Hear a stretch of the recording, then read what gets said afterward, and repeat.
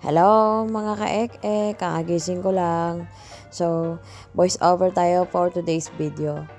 A day in my life as an housewife. Charot, housemaid pala. Ang Princess Fiona nyo, nag-assume na naman siya. So, eto ngayon, then, of course, after you wake up, kailangan na muna natin ligpitin lahat ng pinaghigaan natin. Siyempre, yung comforter, yung bedsheet, pati yung mga unan, kailangan nating ayusin yan, mga ek-ek. Then, I go to the kitchen. You know what, guys? There's so much things waiting for me to do there. O, diba? May sihir pa ako. Ay, pahikab-hikab pa.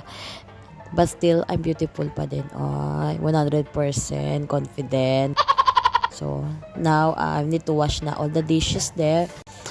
Too much dust kasi. Yes. So, sorry na. I need to spoken in dollar a little bit because I have a friend, other nationalities, listening on my vlog. Watching on my vlog. Ay, taray. So, ayan, magmamalit na naman yung si ka-ek-ek nyo. Then, ayan. Mga kaserola, yung mga utensils na mga maalikabok, grabe, sobra. General cleaning talaga ako ngayon for today's video. So, I miss to make vlog and videos again. Kaya, ngayon, gumawa ako ng vlog para sa inyo. So, watch nyo naman and then subscribe naman kayo sa YouTube ko, Abi Pamadiko. So, ayun, nilinis ko din yung refrigerator kasi ang daming mga bulok-bulok na gulay and fruits inside the refrigerator. That's why I throw it and I waste it. Ay, taray, may throw na, may waste. At alam nyo ba, mga ka-ek-ek, when I go abroad, the first thing that I've learned being an OFW or overseas Filipino worker is you need to be strong, independent person. Yes, this is reality.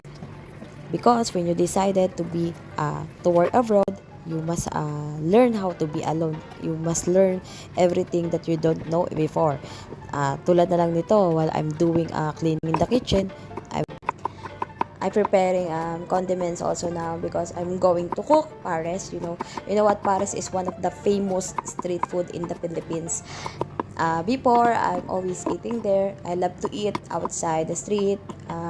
You can buy it in the Philippines 35 to 50 like that with rice na yon. So then now, alam nyo naman, nandito ako sa Middle East, mahirap mahanap yon. Wala namang mga street food dito na katulad nun. Kung meron man, sa mga restaurant talaga or sa mga Filipino restaurant, pupunta ka pa sa city para makakain nun. Then, ayun, I've watched lang in YouTube, TikToks, Facebook. So, ayun na nga mga ka-ek-ek, while I'm doing cleaning in the kitchen, in the flat, preparing and I'm going to cook, as I said, the beef pares. You know naman guys, or mga ka-ek-ek, it takes time to cook the beef. It takes 2 hours to make it tender pa. Then, I don't have pressure cooker to cook that beef. So, dami ko na mga sinasabi. O, diba? To all my new supporter here, you can subscribe me pala in my YouTube channel. Meron din pala akong Instagram account, Abi Pamadiko 29, and I have TikTok accounts also.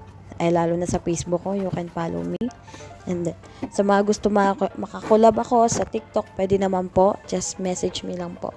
So, ayun, nakita nyo yung bangs ko, naghiwa-hiwalay na siya, na-stress na yung bangs ko, kasi medyo pagod na din ako. Ayun, shoutout nga pala sa mga followers ko na hanggang ngayon, nagsusuporta pa rin na sa akin kahit nasa ibang planeta na ako. So, sa mga kamag-anakan natin dyan, sa Pilipinas, sana mag-ingat kayo palagi, and sa family ko, na lagi nandyan sa akin, nagpapalakas ng loob ko. Ayan. Mag-reach out lang kayo lagi, and wag yung mga ngamusta kayo, tapos alam nyo na after nun, diba? So, ayan, malapit na ako matapos kasi andito na ako sa hallway, at ayun, stress yung bangs ko at medyo nagutom na nga ako. Hanggang sa muli mga ka-ek-ek, bye-bye.